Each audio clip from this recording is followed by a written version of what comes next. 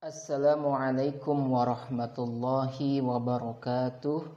Salam sejahtera, salam semuanya untuk para mahasiswa, mahasiswi dimanapun Anda berada, serta para penonton ataupun pemirsa dimanapun Anda berada yang melihat video presentasi pada kesempatan hari ini.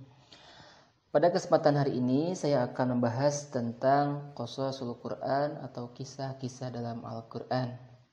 Baik, kita simak bersama-sama pembahasannya.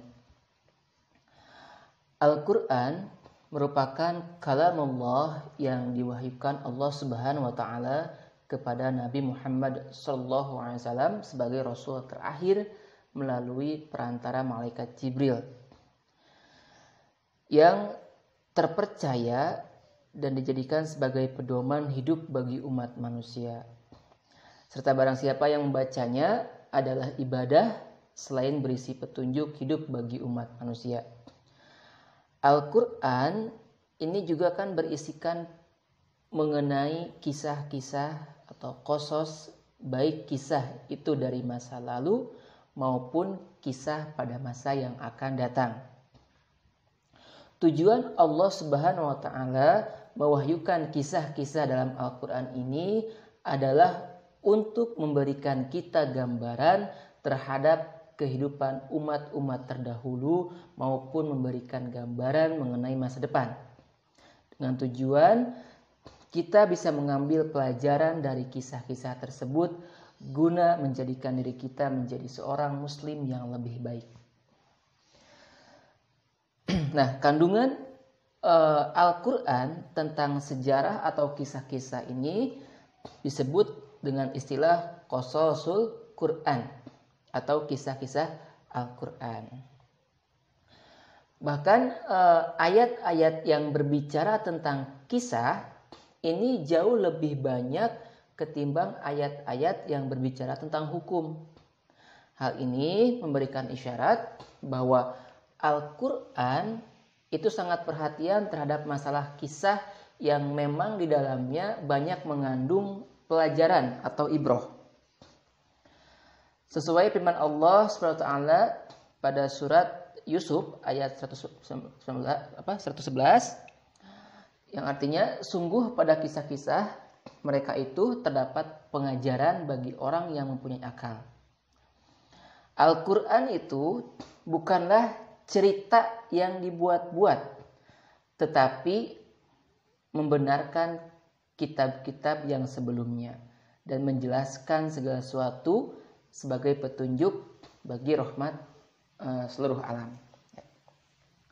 Baik, oleh karena itu hari ini saya akan membahas lebih dalam lagi mengenai Qasasul Quran yang akan dijelaskan dalam slide berikutnya. Secara bahasa, kata kisah ini berasal dari bahasa Arab, yaitu qisah. Bentuk jamaknya qasas. Sementara kata qisah merupakan bentuk infinitif atau masdar dari kata qassa yaqussu yang bisa berarti menceritakan dan mengikuti jejak. Nah, dalam Al-Quran kata qisah ini diungkapkan sebanyak 26 kali dalam berbagai bentuk ya. Baik fi'il madhi, mudhari, amar maupun masdar yang tersebar dalam berbagai ayat dan surah. Nah, penggunaan kata yang berulang kali ini memberikan isyarat akan urgensinya bagi umat manusia.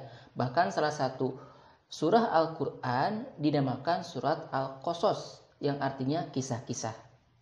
Nah, kata Al-Qasas ini terdapat dalam Al-Quran memiliki beberapa arti. Misalkan yang berarti mengikuti jejak ya, atau menelusuri dan kisah ya. Kita ambil yang kisah aja. Inna hadalah wal qasasul haqqu. Sesungguhnya ini adalah kisah yang benar. Ya.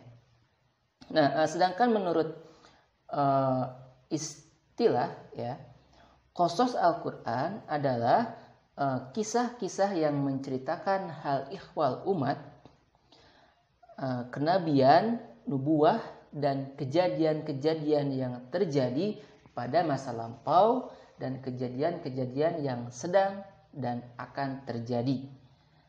Itu menurut istilah ya. Dapat dipahami bahwa kisah-kisah yang ditampilkan Al-Quran ini bisa kita dapat jadikan pelajaran dan sekaligus sebagai petunjuk yang berguna bagi setiap orang yang beriman dan bertakwa dalam rangka memenuhi tujuan diciptakannya manusia, yaitu sebagai abid dan khalifah atau pemakmur bumi dan isinya, serta memberikan pengertian tentang sesuatu yang terjadi dengan sebenarnya itu agar dijadikan ibroh atau pelajaran untuk memperkokoh keimanan kita dan membimbing ke arah perbuatan yang baik dan benar. Jadi sekali lagi dapat disimpulkan bahwa kisah dalam Al-Quran adalah pemberitaan Al-Quran dengan kronologi suatu peristiwa yang telah lalu, ya, baik peristiwa yang dialami Nabi Muhammad atau masa Nabi maupun masa yang akan datang dan menjadi iktibar bagi manusia. Penelitian ilmiah biasanya didasarkan pada metode, konsep yang jelas dan syarat-syarat tertentu yang mesti dipenuhi. Nah, suatu penelitian ini akan dianggap valid bila konsep dan syarat-syarat penelitian itu dipenuhi. Bila tidak, maka dengan sendirinya hasil penelitian itu akan ditolak. Nah, Al-Quran sebagai kitabullah dalam mengungkapkan kisah-kisahnya tidaklah menggunakan standar konsep, metode maupun syarat-syarat yang berlaku pada penelitian ilmiah. Nah, dengan mengabaikan standar pada penelitian ilmiah terhadap kisah Al-Quran, bukan berarti Al-Quran dianggap tidak ilmiah. Bahkan sebaliknya, Al-Quran itu sangat ilmiah. Al-Quran ini memiliki konsep tersendiri dan jelas terhadap kisah-kisah yang terkandung di dalamnya. Ini berbeda dengan konsep penelitian ilmiah yang lainnya. Nah, konsep yang ada dalam kisah-kisah Al-Quran adalah menggunakan konsep iman, konsep percaya. Ya. Hal ini dapat dipahami bahwa kisah-kisah yang ada di dalam Al-Quran merupakan berita-berita yang gaib atau transenden, ya, tidak terlihat, ya. Namun demikian di antara kisah-kisah itu dapat disaksikan dan dapat dibuktikan keberadaannya secara ilmiah dan dapat dipertanggungjawabkan kesohihan dan kevalidannya. Ini berlawanan jauh dengan mitos atau dongeng atau legenda yang tidak dapat dipertanggungjawabkan dan tidak pula dibuktikan keberadaannya. Jadi konsep atau metodologi yang digunakan dalam memahami kisah-kisah dalam Al-Quran adalah dengan cara mengimani kisah-kisah yang ada di dalam Al-Quran itu, ya. Karena memang kisah dalam Al-Quran itu adalah fakta nyata, ya, bukan seperti kisah-kisah dongeng yang lainnya yang fiktif, ya. Kalau Al-Quran kan hudal lil muttaqin la raiba fi hudal lil muttaqin, tidak ada keraguan baginya,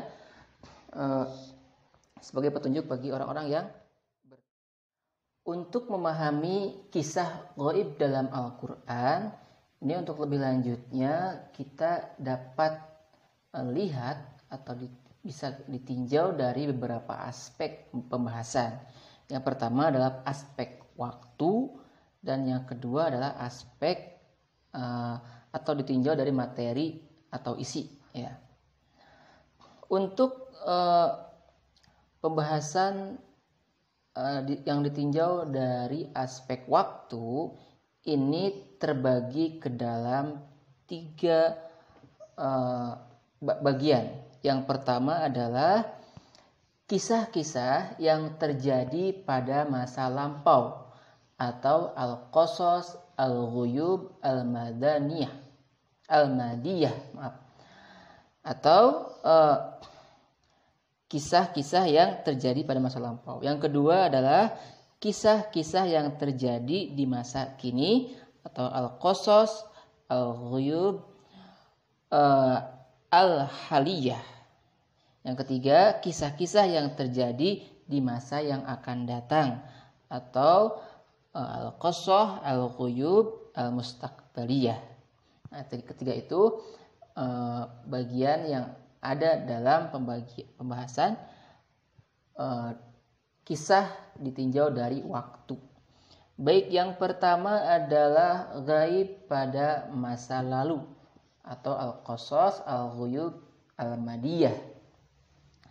Nah, kisah-kisah ini menampilkan dan menceritakan peristiwa yang terjadi pada masa lampau, pada masa dulu, yang sudah dilupakan sejarah maupun yang masih diperselisihkan kebenarannya oleh kalangan-kalangan tertentu.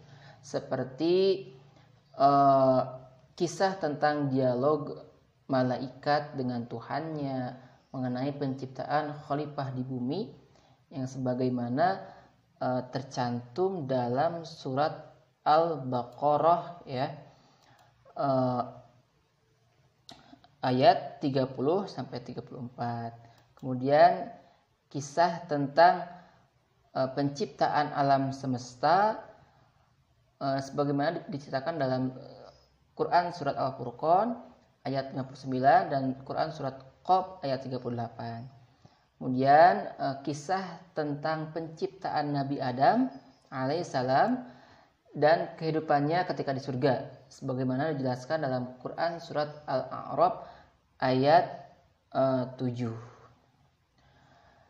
Nah, kemudian ini ada juga peristiwa pengasuhan Maryam ya, pada surat Ali Imran ayat 44 yang berbunyi yang artinya ya, yang demikian itu adalah sebagian dari berita-berita gaib yang kami wahyukan kepada kamu ya Muhammad, padahal kamu tidak hadir beserta mereka ketika mereka melemparkan anak-anak panah mereka untuk mengundi siapa di antara mereka yang memelihara Maryam, dan kamu tidak hadir di sisi mereka ketika mereka bersengketa.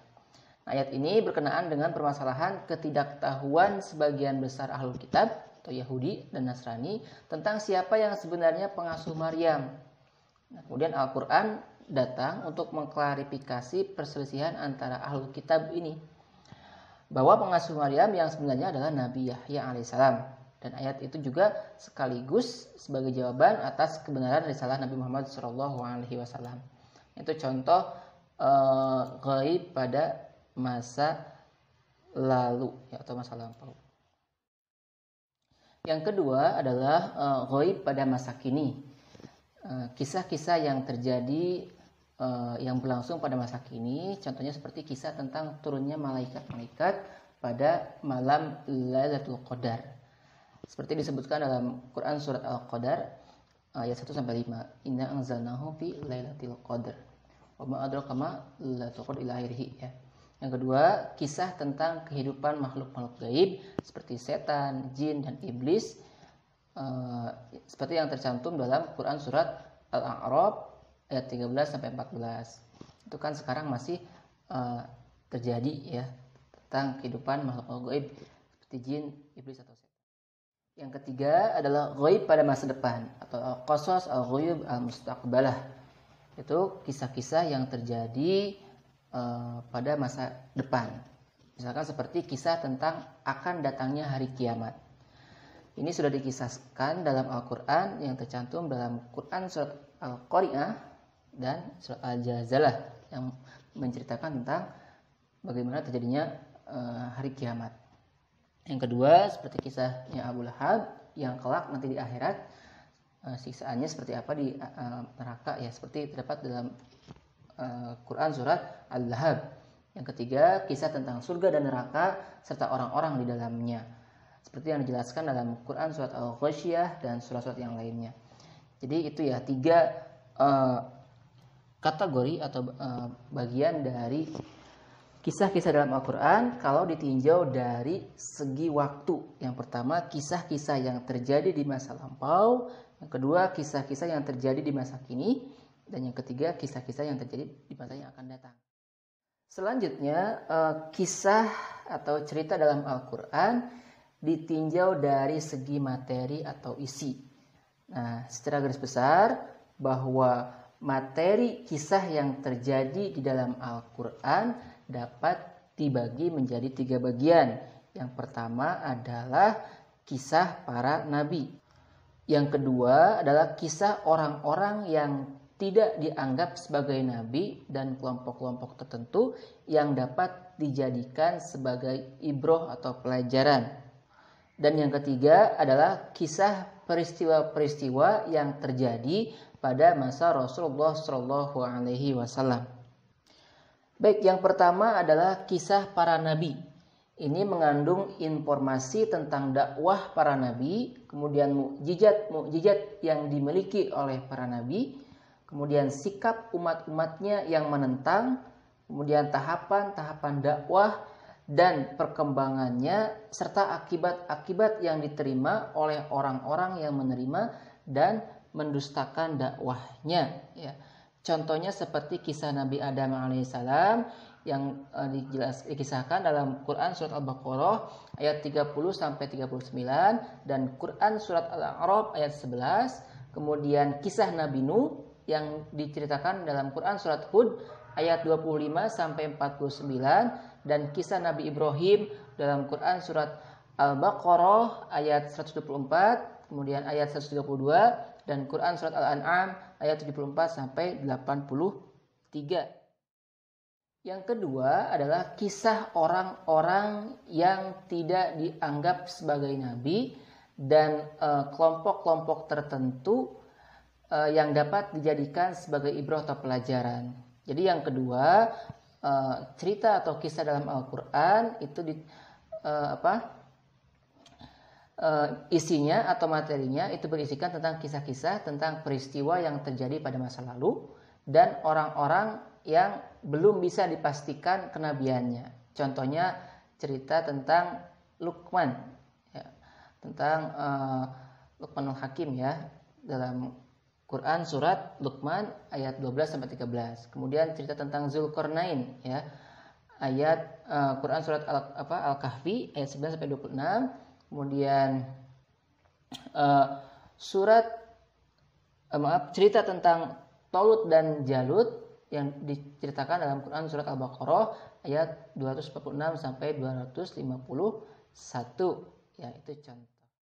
Yang ketiga, isi atau materi yang ada dalam kisah dalam Al-Quran adalah kisah-kisah yang terjadi pada masa Nabi Muhammad Shallallahu Alaihi Wasallam ketika pada masa kenabian, seperti kisah tentang perang Badar dan perang Uhud yang diceritakan dalam Quran surat Al-Imran, kemudian peristiwa tentang penyerangan burung ababil ya kepada pasukan bergajah ya, yang diceritakan dalam Quran surat Al-Fil ayat 1-5, dan kisah tentang peristiwa hijrahnya Nabi yang diceritakan dalam Quran surat Muhammad ayat 13. Selanjutnya, hikmah dari kisah-kisah yang ada dalam Al-Quran. Nah, berkenaan dengan khusus Al-Quran, ini terdapat 2 tujuan yang hendak dicapai, yaitu tujuan umum dan tujuan khusus. Kalau secara umum, tujuan umum dari kisah-kisah dalam Al-Quran ini adalah untuk mengambil ibroh dan mau'idhah ya, atau pelajaran atau gambaran ya, itu tujuan umumnya ya. Sedangkan tujuan khususnya ini dirangkum oleh para ulama ada beberapa. Yang pertama misalkan menjelaskan asas-asas dan dasar-dasar dakwah agama Allah dan menerangkan pokok-pokok syariat yang diajarkan oleh para nabi. Yang kedua, meneguhkan hati Rasulullah SAW dan umatnya dalam mengamalkan agama Allah atau Islam ya. Kemudian serta menguatkan kepercayaan para mukmin tentang datangnya pertolongan Allah dan kehancuran orang-orang. Yang ketiga, membenarkan para nabi terdahulu dan menghidupkan kembali kenangan kepada mereka serta mengabadikan jejak dan peninggalannya. Yang keempat, menyibak kebohongan para ahli kitab dengan hujah yang membenarkan keterangan dan petunjuk yang mereka sembunyikan, dan menentang mereka tentang isi kitab mereka sendiri sebelum kitab tersebut diubah dan diganti.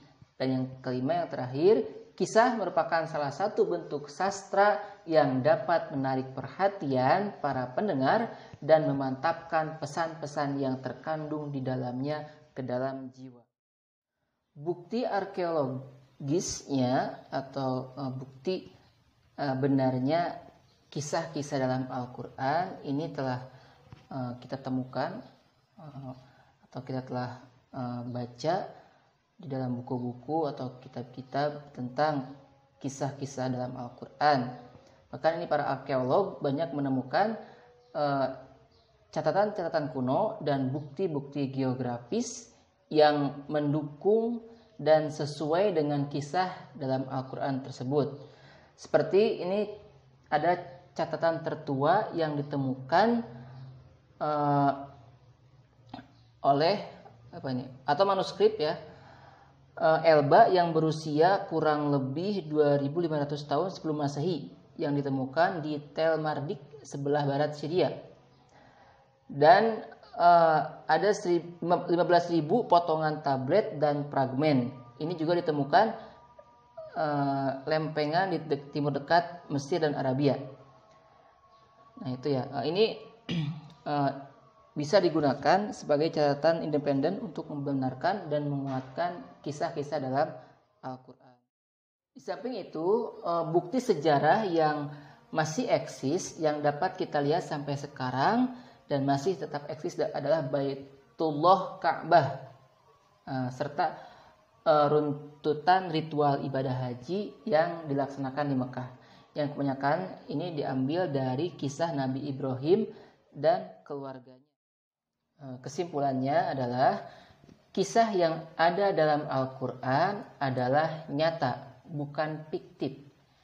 Ia merupakan salah satu metode Allah SWT untuk mengingatkan, mengajak, dan mengajarkan manusia untuk belajar, bersikap, dan berperilaku yang baik dan benar sesuai dengan kaidah-kaidah syariat agama dalam bermuamalah kepada diri sendiri, sesama manusia, alam sekitar, dan khususnya kepada Allah Subhanahu wa taala dalam bertauhid dan beribadah kepadanya. Sekian, terima kasih. Mudah-mudahan ada manfaatnya. Kita akhiri dengan doa akhir majlis. Subhanallahumma wa bihamdika asyhadu an la ilaha illa anta astaghfiruka wa atubu ilaik. Tetap semangat. Assalamualaikum warahmatullahi wabarakatuh.